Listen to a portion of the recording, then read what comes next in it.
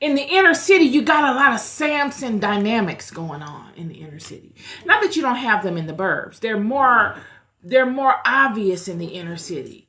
That champion spirit is more pervasive and in your face. I have to say, from my experience, you see it more monumentally because just of the life. Just it could be inner city gangs. It could be the way that men go about making names for themselves in their communities, what have you. I've been able to pinpoint this spirit. Samson is born into a family of people that have pre-existing issues. He's born into a tribe, a group of people that are at this point really fallen. The house of Israel is broken up.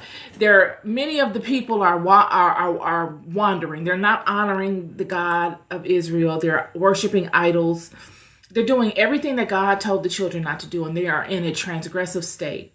Before Samson is born, it's the book of Judges opens up with, and the children of Israel did evil again in the sight of the Lord, and the Lord delivered them into the hand of the Philistines 40 years. So they're in bondage by the time Samson is even conceived. He's born into this way of life. And he's born into the environment and the mindset that is fostered within this particular type of way of life.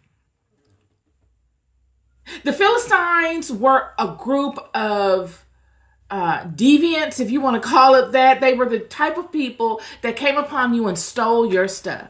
These are David's biggest enemies. These are formidable people, y'all. The Philistines had a lot of heart. I'm here to tell you that the Philistines had, outside of the Assyrians, the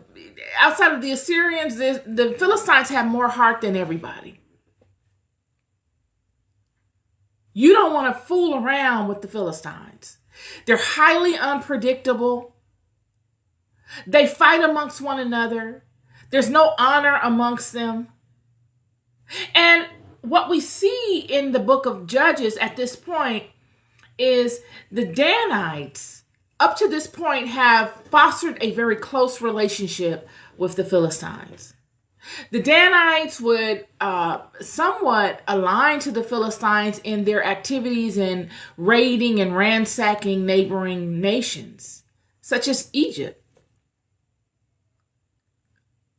And at this point, Israel is in bondage within the Philistine. Judah is within the Philistine area. The Philistines have made a monumental name for themselves through defeating nations. And so they have an area that they call the Philistine region that they that they created. Because the Philistines are a conglomerate. They are a bunch of people from various places that coagulated for wickedness. That's what they were. They were seafaring people that came from distant lands, that very courageous men with one thing in mind: success. However they could get it, they were with it. They didn't find anyone off limits except for the Phoenicians. Only person that the Philistines did not try, and that you don't see any type of history of them negating or coming up against, are the Philistines, really. I mean, surely there were other people, but I'm talking about people of prominence. Nations with a lot of wealth and resources. Everybody could get it, and they did, outside of the Phoenicians. Nonetheless,